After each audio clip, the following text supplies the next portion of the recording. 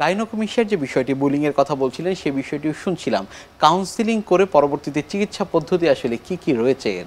কাউন্সিলিংয়ের পর যখন পেশেন্ট বা তার ফ্যামিলি সার্জারি করতে রাজি হন তখন আমরা বলি যে আমাদের হাতে কি কি অপশন আছে।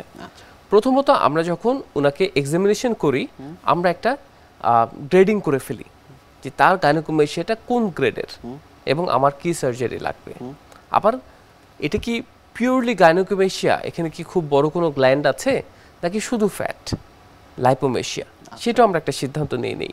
তো অনেক ক্ষেত্রে দেখা যায় আমরা শুধু লাইপোসাকশন করি যেখানে কোনো গ্ল্যান্ড নাই, কিন্তু বেশিরভাগ ক্ষেত্রেই দেখা যায় লাইপোসাকশন করি ছিদ্র করে তার চেস্টের ব্রেস্ট শেপের যে ফ্যাটটা সেটা আমরা ছিদ্র করে নিয়ে আসি, আর নিপল এরিওলা এবং স্বাভাবিক চামড়ার মাঝে আমরা ছোট্ট একটা ইনসিশন দেই, সেটাই সেই কাটটা দিয়ে আমরা সেই গ্ল্যান্ডটাকে তুলে নিয়ে আসি।